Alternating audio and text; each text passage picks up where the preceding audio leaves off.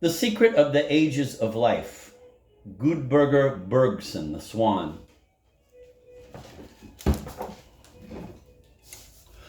A little girl was stealing sandwiches from Reykjavik supermarkets. For punishment, her parents sent her to spend several months in the countryside with a farmer she does not know.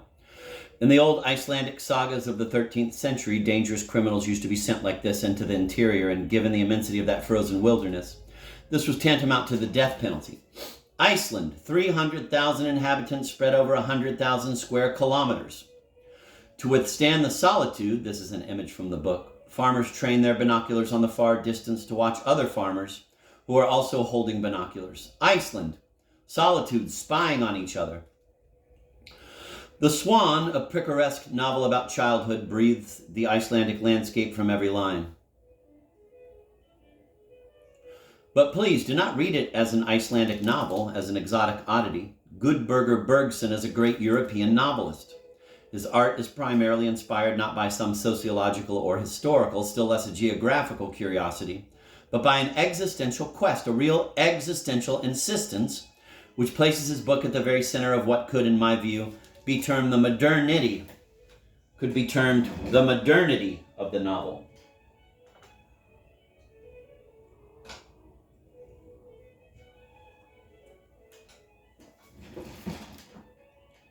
The focus of that quest is the very young heroine, the little girl as the author calls her.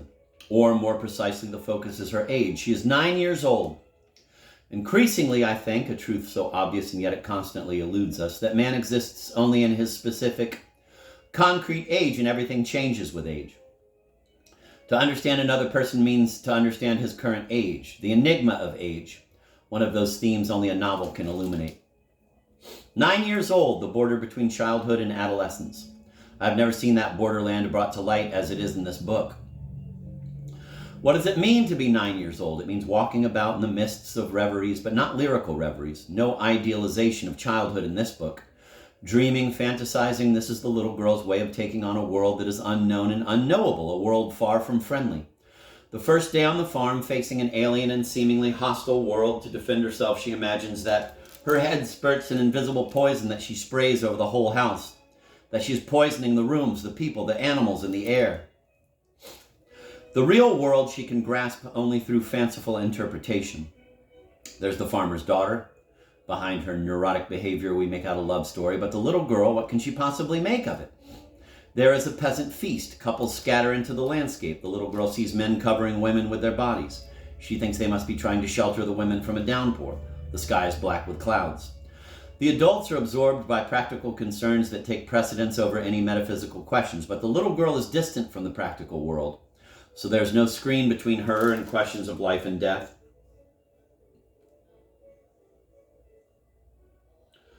She is at the metaphysical age. Leaning over a bog, she studies her image in the water's blue surface.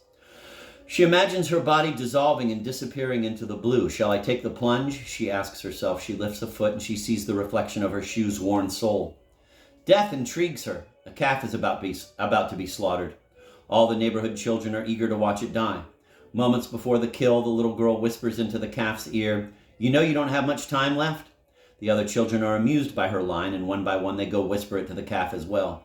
Then its throat is slit, and a few hours later everyone is called to the table. The children delight in chewing up the body they saw put to death. Afterward, they run over to the cow, the calf's mother. The little girl wonders, does she know that at this very moment we're digesting her child in our stomachs? And she goes to breathe open-mouthed at the cow's nose.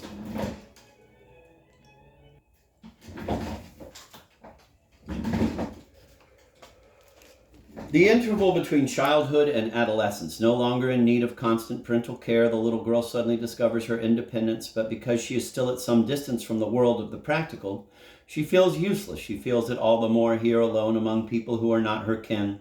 And yet, even useless, she is captivating to other people. One unforgettable little scene.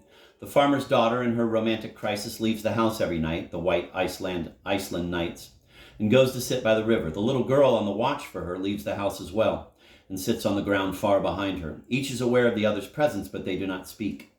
Then at a certain moment, the farmer's daughter silently raises a hand and beckons the child to come closer. And every time, refusing to yield, the child goes back to the farmhouse. A modest scene, but magical. I keep seeing that raised hand, the signal between two beings held apart by their age, incomprehensible to each other, with nothing to communicate but the message, I am far from you, I have nothing to say to you, but I am here, and I know you are here. That raised hand is the gesture of this book that examines a faraway time, one we can neither relive nor restore, and which for each of us has become a mystery that only the novelist poet's intuition can bring near to us.